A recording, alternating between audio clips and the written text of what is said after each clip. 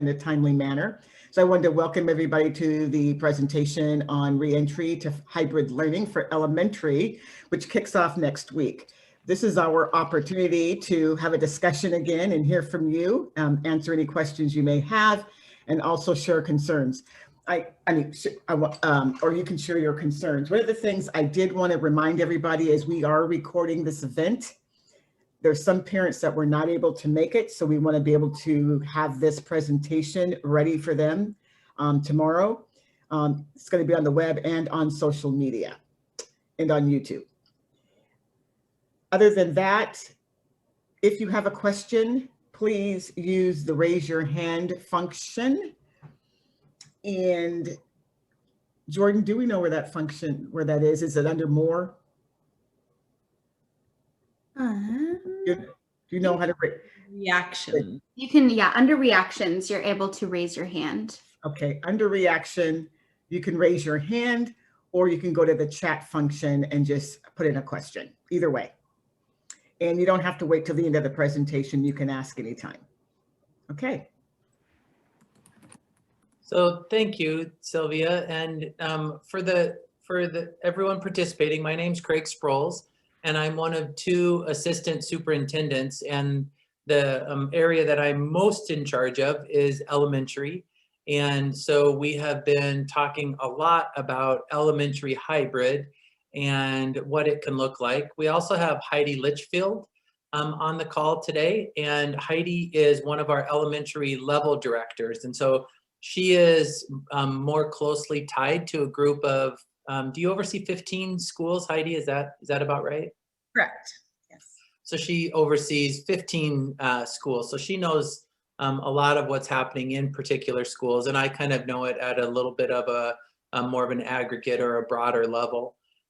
So Jackie sent us some questions that may come out in the group. And we have two of them from Jessica Wright and one from Christina. So I just wanted to make sure that they get out in the room, and so we get these questions answered. So one of the questions is, I would like to still know more about the daily schedule.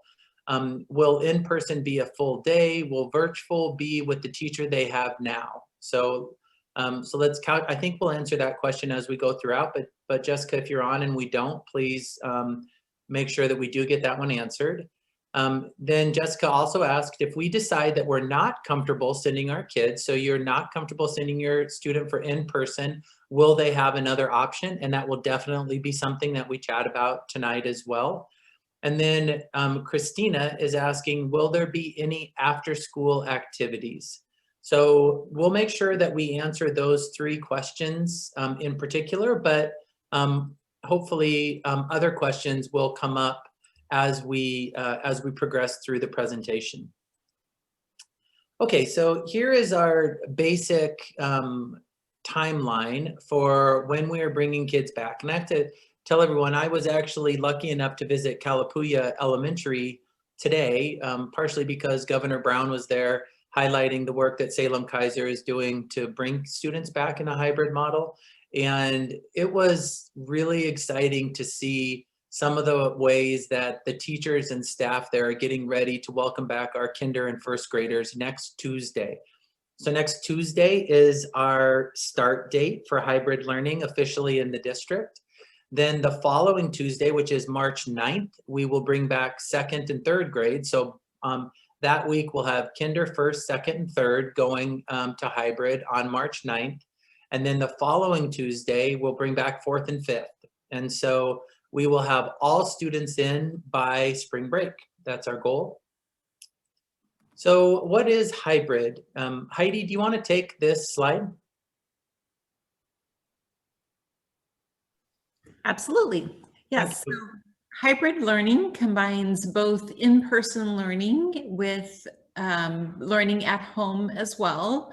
So students will be at school 2 days a week, either Tuesday, Thursday, or Wednesday, Friday, and then they'll be doing home learning on the alternate days, including Mondays.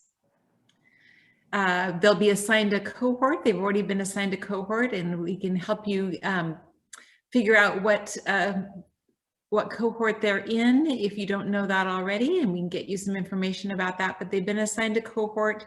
If they have older siblings that are in high school or middle school, their cohort will depend on the schedule of the older siblings. The high school and middle school schedules are even more complicated than elementary school schedules. So we are placing students in cohorts according to high school and middle school schedules. And so the cohort is a group of students that's going to attend school together, and it's essentially half the class. So if your student has been in a class in comprehensive distance learning of 24 students, half of them will come on Tuesdays and Thursdays, and the other half will come on Wednesdays and Fridays, so that we can maintain that 6 feet of physical distancing and make sure that students are safe and have lots of space to safely move around the classroom in the school. So each day at school will have about half the kids. Let me expand on that just a little bit. On the reasons behind the cohorts is because we want to reduce the number of students that have contact with each other, close contact. That's what Oregon Health Authority is describing it now. So they need to have contact within 6 feet for longer than 15 minutes. And the reason we do that is, let's say that there's a positive case in someone's home. So somebody tests positive in a home. The child who lives in that home then comes to school the next day. And once we start tracing that illness through the community, whether the child is symptomatic or not, if that child has had close contact with a cohort, we may need to have that cohort stay at home for a few days until we can test and see if any of them are COVID positive or not. So the smaller the cohorts, the fewer number of kids who have to stay at home if we have a positive case introduced into the school. So that's why we're going to try to keep our cohorts as small as possible. Your students will have a busing cohort if they ride one of our buses, and we will track according to the buses as well, using this same criteria of whether the student had close contact or not. And then they will have a school cohort when they get to school, which is as Heidi described. Most of them, I think a really big cohort for our elementary size would be 14, 15. I mentioned I visit Calapooya today. Jennifer's largest cohort is 14. Her smallest cohort is 10. So it's probably somewhere in there. I've heard cohorts even smaller than that, of 7 or 8, if we have particularly small class sizes for that. So are there any questions? I'm going to admit Debbie here. Let's take a pause for just a second. Are there any questions? I'll bring up the chat. Or if someone has a question about any of this, they could just turn on their mic and ask the question.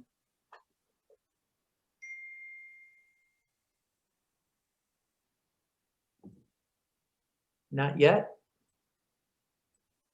We were so clear, Craig, that Oh, that's exactly what it is. I think it's that everyone's been talking about this for so long.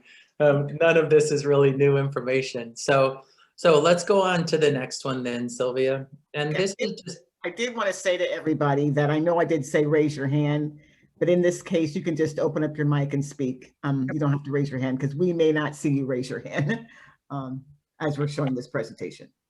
we'd love to hear from you. So do we want, yeah, so for the next slide, this is a way that parents can go in and find which cohort your student is assigned to.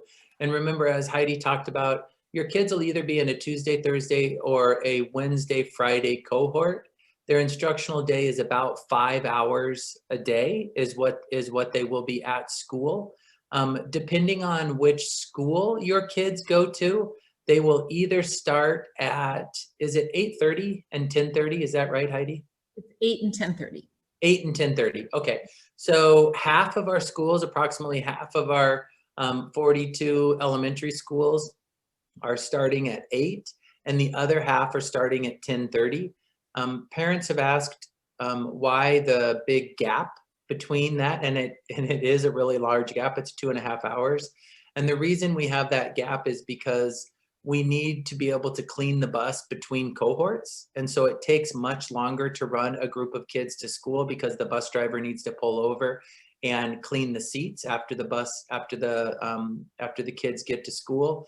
And we also need to have those buses provide transportation to middle school and high school students who are going to limit it in person during this time.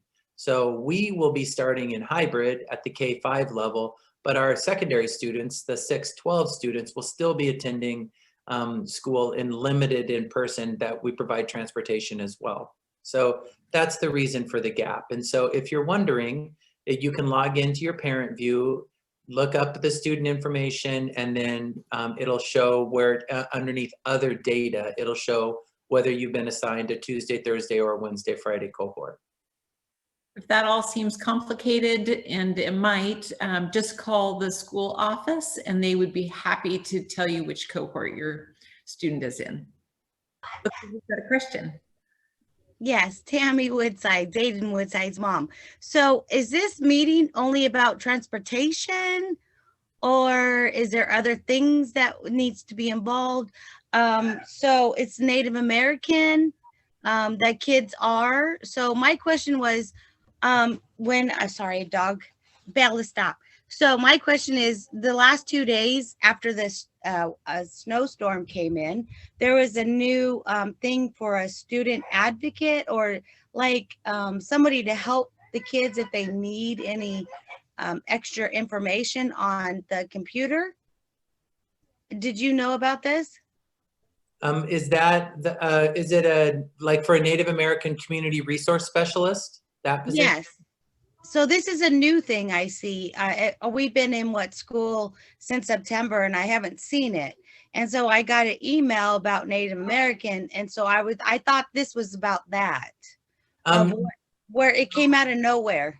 Oh, I'm sorry. This is about, and maybe Wendy or Shelby, I think they're both on the call. They can talk a little bit about that position. I'm glad you're asking. So this is just us talking to folks about what hybrid is going to look like. Is Zayden an elementary student?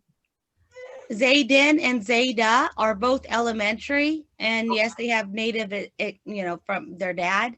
My son is autistic. I choose not to put him on the bus. I'm choosing to drive them myself. I fortunately get to be there. I understand everything, but my point is that I thought this was a Native American thing, and so I thought they were going to talk about that extra little space that came up since Tuesday, I think it was.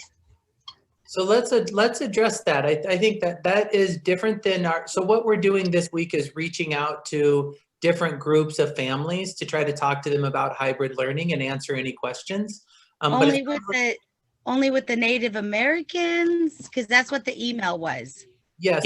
For this meeting today, yes. Yeah, this one's for our Native Americans. Like we have ones for our Swahili speaking families, for our Hispanic families, African American Black families. So we have different communities that we're talking to. So this only hour has to do with transportation then? No, this has to do with hybrid learning in general. Okay. Yeah.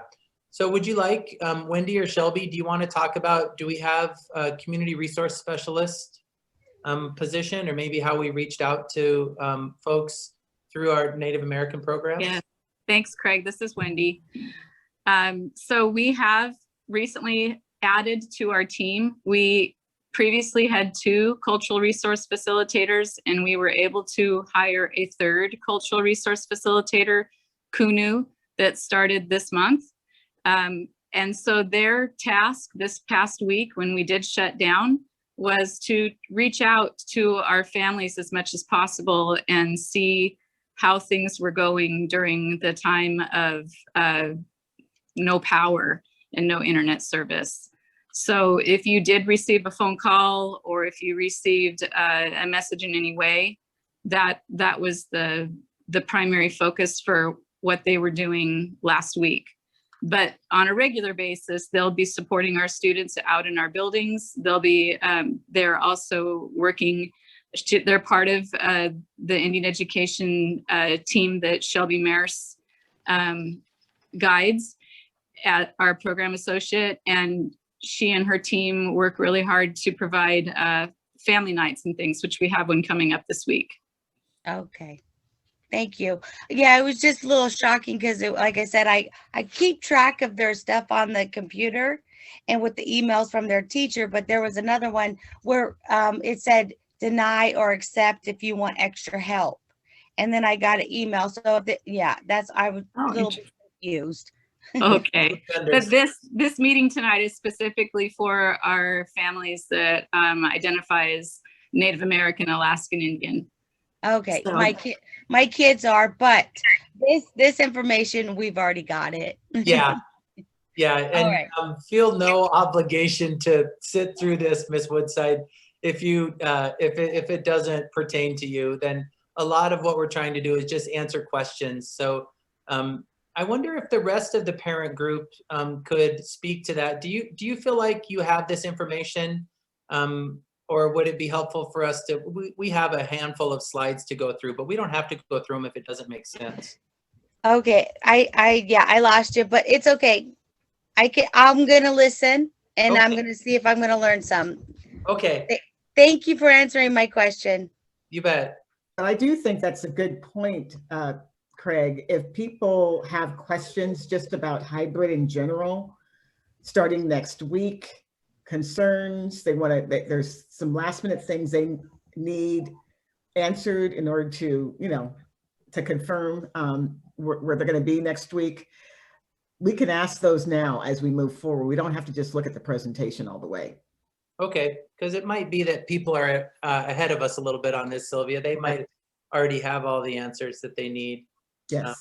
So here's the thing that you could learn, though, that you didn't know coming to this. My middle name is Kinnard, named after my grandfather. So that's something. I bet even our staff doesn't know that. So there, we all learned one thing. Does anybody? Go ahead. Craig, I have received, let me put my video. If we don't get any questions, I have received some questions from other parents that I would like to address or ask you to answer those questions. Would that be okay? Of course. Why don't we do this, Jackie? Why don't we just really quickly go through these slides just in 3 minutes, and then let's just. I have a feeling people may already know all this, and so. Okay, sounds good. You keep your camera on, so I have somebody to look at for this time. Okay, sounds good. So here we have some hybrid protocols. Kids will be washing their hands, maintaining social distancing. And this is what we talked about a little bit. Kids will be wearing facial coverings, as will all adults and staff in the buildings. We can go on to the next one. And then what will hybrid look like? So hybrid, remember, you're going to have 2 in-person days it'll be a large focus on reading and writing for 90 minutes a day. All of your students will be getting reading and writing and speaking skills for 90 minutes a day. And then we'll also be doing math skills, some social skills, because we know how difficult this has been on the social emotional health of our students. So we want to build those up. And we'll be having things like recess and lunch as well. On the at-home day, your students will still have interaction with teachers each day. So there'll be interactions with PE and music teachers. We'll also be doing small group interactions with students who might need some extra help in reading or math. And then they'll be doing some online practice. So think about, like, on, let's say you're a Tuesday and the teacher assigns some homework. On Wednesday, you'll get to work on that.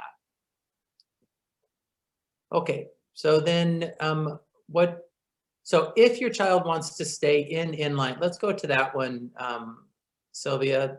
The one that says if your child wants to stay, there we go. To be able to, because we've had questions about if I'm nervous about sending my student to hybrid learning and I'm nervous about having them come back in person, what are my choices? So at this point, what we'd ask you to do is call your principal at your school where your students are registered. And they will talk with you about the concerns that you have. They will talk with you about the different options that you have. The important thing to know is most likely you will not be able to stay with your current teacher. And the reason for that is your current teacher will be teaching physically in the school. for the students that do want to come back for hybrid learning. So most likely you will need to transfer to a different teacher at that same grade level. The teacher could be one of our EDGE teachers, who are a group of online teachers who have been teaching online all year long. And we've kept class sizes at the elementary level small enough to be able to take extra students in the EDGE program. Or it will be a teacher from a different school to be able to teach online for students. And so, but the most important thing for families to do is call their principal right away to be able to discuss their options and to see how, if you're sure you want to stay in remote learning, be able to see and understand that. Craig, some families have mentioned, excuse me, wanting to stay at their home school and just participate in the in-home or, you know, virtual learning. And we're really trying to persuade families not to make that choice, because you would be missing out. As Craig displayed the schedule, you could see that you would be missing out on reading and writing and math and some really essential learning. And so we want kids to benefit from both the in-person learning and the at-home learning. And so if you're not comfortable having your student return to school, we would really encourage you to reach out to the principal, make a plan for an entirely virtual option that would give your student access to all the academic areas that they need. Thank you, Heidi. So then Wendy in the chat put, I think, what is a great question, which is for families specific on this call, because as we clarified earlier, this is for Native American, Native Alaskan families.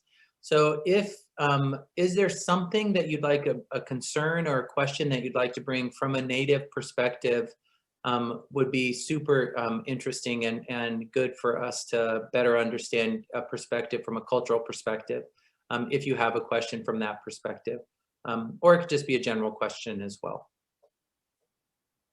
Okay, Jackie, did you have some questions that Heidi and I can help answer? Sure. So the first question I have from a parent says, how would you, or how the school will ensure that the children are follow their distance between their friends and the safety of all the children when they go to the bathroom or they go walking in the hallways?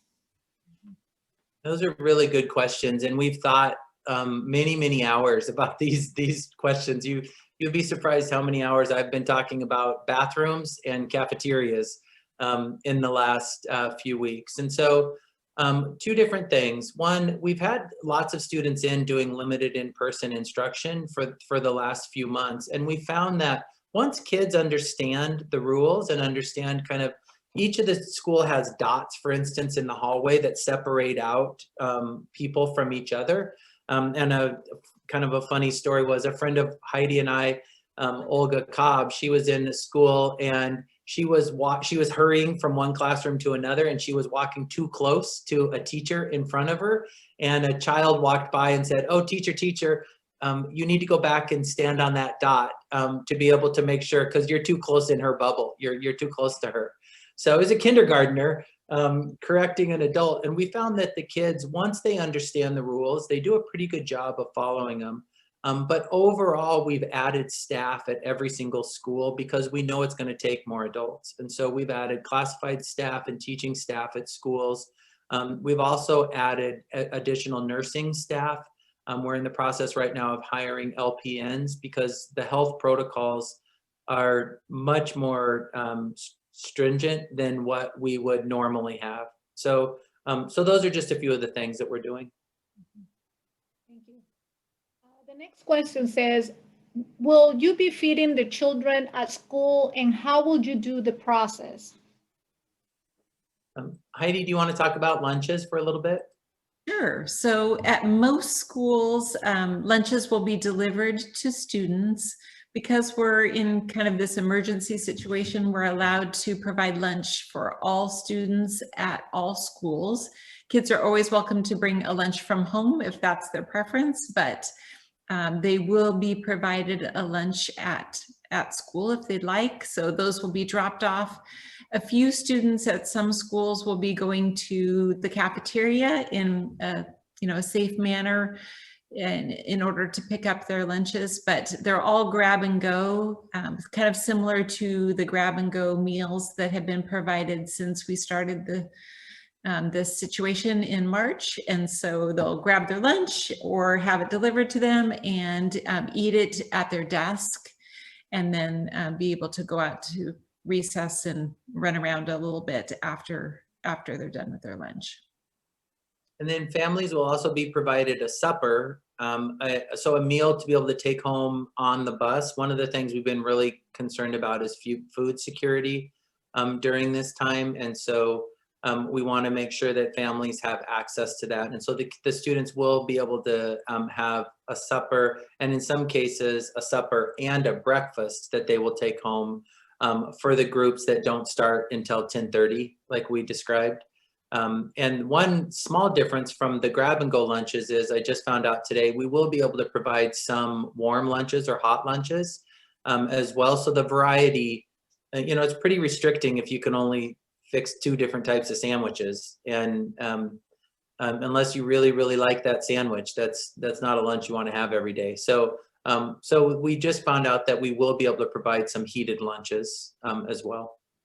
And all kids, regardless of start time, will get breakfast at school as well. So that's good news. So even if you start at 10:30, you might be ready for kind of a midday snack. And so students can have a second breakfast if they would like. So breakfast at school, regardless of start time, and lunch at school, and a supper for home.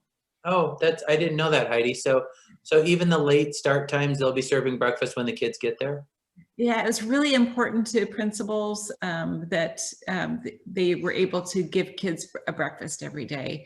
Yeah. Because of the alternating schedule, if we sent students home on Tuesday with Oh, yeah, that's right. then they would have it for Wednesday, but not for Thursday. So we just made the decision that everyone would get breakfast regardless of start time. Okay, yeah, thank you. Yeah. Yes, Ms. Woodside. I have to add a little bit to the food thing for everybody. I work for Sodexo, which is a contract through Salem-Keizer, and they provide food like no other. I can't wait to get back to work. When my kids go back to school, they will feed your kids breakfast, lunch, and dinner, however you need to get it done. So no worries about food. Yeah. They're That's why I wonderful. can't wait. Thank you for your contribution. We appreciate it. Oh, thank you. No, I just want to make family know that we do take care of our kids. Yeah. Yeah. Anyways, all right, I'm going to listen now. Sorry. So another question we have from a parent, it says, will teachers and staff be taking COVID-19 tests, and how often? That's a good question. So there's 2 different parts of this. And so I thought you were going to ask our teachers and staff, will they be vaccinated? And the question is, they will have access to the vaccination, but not all of them. It's not a requirement. But at this point, we're thinking we have between 85 and 90% of all of our staff have gotten both doses of the vaccination by the time we start next week, which is really good news. But the on-site rapid testing, the Oregon Health Authority mandated that we need to have that if we're in the extreme risk category. One of the really exciting things is finally Marion County has dropped down. So we're not extreme risk, we're just high risk, which doesn't sound like much of a drop, but we went from 485 cases per 100,000 to we had 127 last week. And so we've really worked together as a community to get in front of that. But that said, we still feel like having on-site COVID tests is important. And so we won't test asymptomatically. So if someone just says, I was at a party and somebody might have been sick there, but I'm not sure, those tests will be done still in the community by healthcare providers. But if we have a child or a staff member come to school and display symptoms, then we will engage in on-site testing. And those LPNs, they're licensed professional or I'm not sure what the P stands for, professional nurse or licensed nurse of some sort. we are hiring a group of those so they can be our testing coordinators throughout the district, and they travel to a school.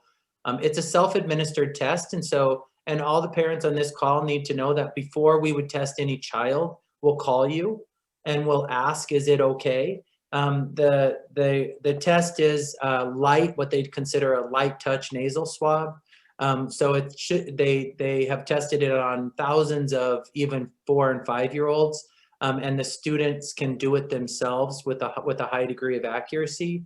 But that is not a decision that the school will make for your child. We will call you, ask if it's okay before giving the rapid test. Thank you. Another question about COVID. If my child was exposed to someone who has COVID, what protocol would the school will take so my student will continue to attend school? Yeah, really good question. And so we've learned a lot about this actually in the last 5 months. I never thought that I would be a community health specialist. As a teacher, I never just thought that that's what I would end up learning so much about. But boy, have I learned a lot about COVID testing and tracking and isolation. So if your child is exposed to someone who has COVID, has a positive test for COVID, either is symptomatic or asymptomatic, we'll engage in a contact tracing. And so we will figure out on how much contact that student had with your child. If it was just like a random passing in the hallway, that's one level of contact. But if it was something where they were in close contact with each other for more than 15 minutes, and then that would require your child and the child who tested positive to be in isolation at school while we call you, and then you will come and pick up your child and bring them home until we can see whether they have COVID or not. So the way that Marion County Health has been doing it is they don't even give children COVID tests unless they start displaying symptoms. And so they would isolate your child. They send your child home into what we would call a quarantine for a portion of time to be able to monitor their health. And they would have you contact your doctor, whatever doctor you regularly see, to be able to have your child monitored by your doctor. They've reduced the amount of time. They started 3 weeks. Some of you who've been following this probably know this as well. They started saying you had to be quarantined for 3 weeks. Then they said 2 weeks, and now they're saying 10 days. The latest thing that they're talking about is for children, they might just say 1 week. And again, it's because the symptoms pass through different ages differently. While your child is at home, they will still, if they're able, if they're not sick, they would still log in on the days that they would normally log in, which when they would have the PE teacher and the music teacher and all of that support. And then they will be getting homework and getting contact by their classroom teacher during that time as well.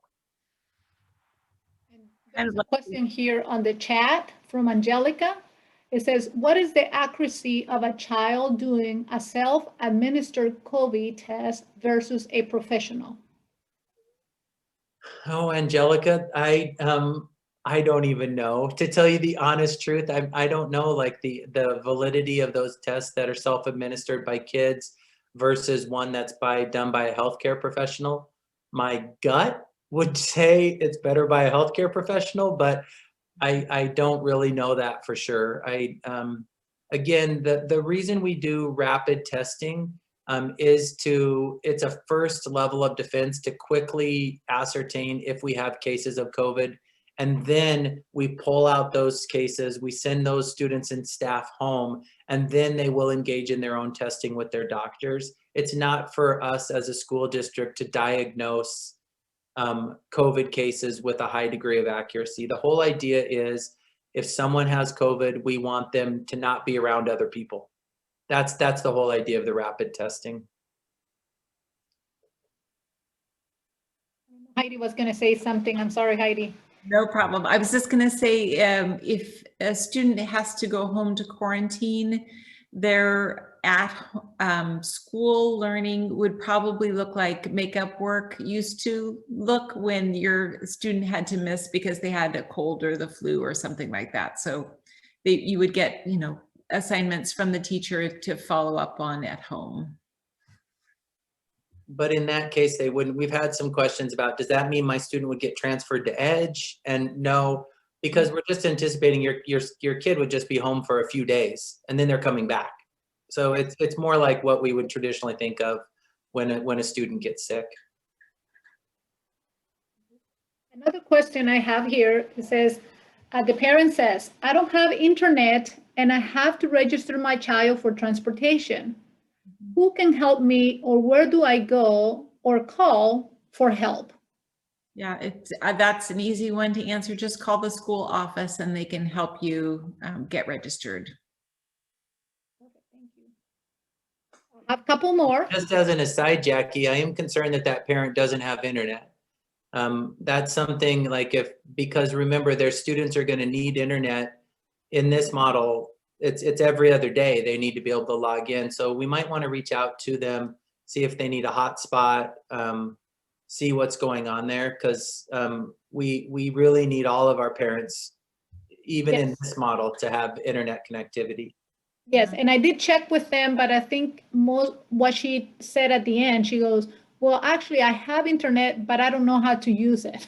She goes, and my children are too small to help me. So, she goes, I'm not a tech person. So I said, I need some help on how do I register them, because she said that she did call the school, but the school told her you need to go in online and do it. And she goes, well, that's what I was calling you because I don't know how. So she said, if the school's not able to help me, who else can I call? Yeah, I would go ahead, Heidi.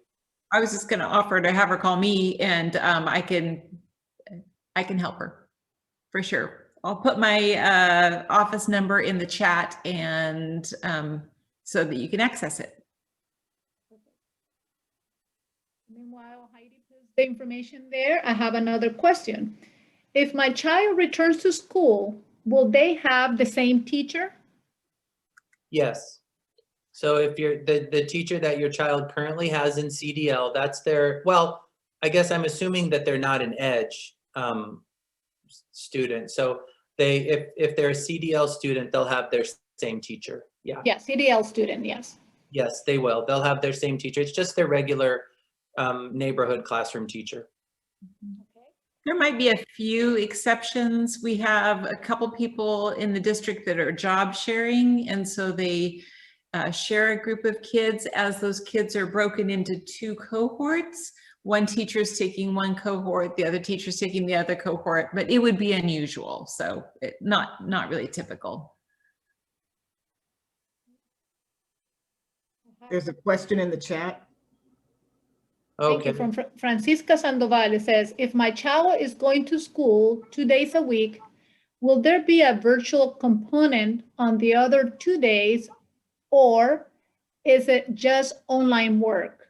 Or there's one more part to the question, or is this a question for the school? Yeah, good question, Francesca. And there will be, so that's the day that your child will be having contact with a PE or a music teacher, possibly a library media assistant, could do some teaching and learning with your child. You could also have, if your child needs extra support in reading or math, they could work in a small group on the day that they're at home, and then they will also be working online. So it's going to be a combination of all of those things on the 2 days that they're still home with you. Thank you. The question related to that says, how many hours of instruction will my child have in school? That's a really good question, actually, and it's more complicated than you'd think. So that each day, it's a 5-hour day that the students will have at school. But part of that day will be getting the students to the classrooms, eating lunch, having recess and that sort of thing. So the schedule that we've laid out has about 4 hours and 15 minutes of instruction per day.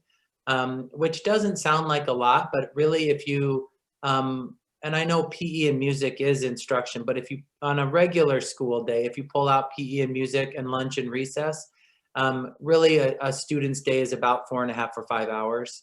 So that's what we're shooting for right now. But that's a caveat that we know, and our superintendent reinforced it today in a different meeting I was in, but I think some of the most important teaching and learning that's going to go on is social emotional learning for these first few weeks. It's getting kids back to being back kids together at school and what that looks like, and building relationships and giving them an opportunity to interact with each other and form relationships with their teacher, who our kindergartners have never been to school. So we have a whole group of kids starting on Tuesday that have never been to school in large part. And so, so there's a lot of that that's going to go on the first few weeks. And I think that's appropriate. I don't know if anybody else has any other questions. I have one more, but I want to give a chance to, the parents that are present to see if they want to ask any questions.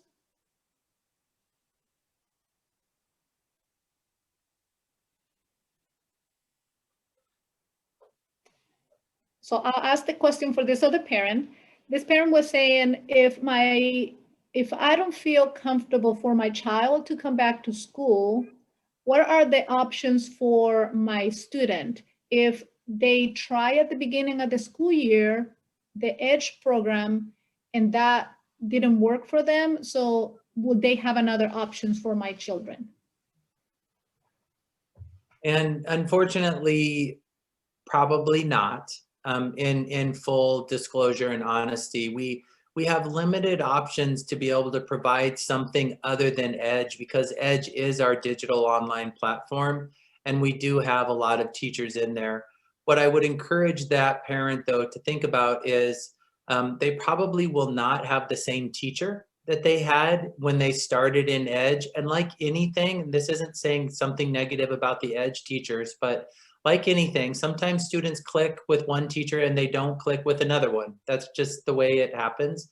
We actually had a similar circumstance as you're describing, Jackie, and we had someone just recently go back to EDGE. She was very, very, very hesitant. I met with her and she was very frustrated that that's what she needed to do. Sent an email to me this week and said, it's great.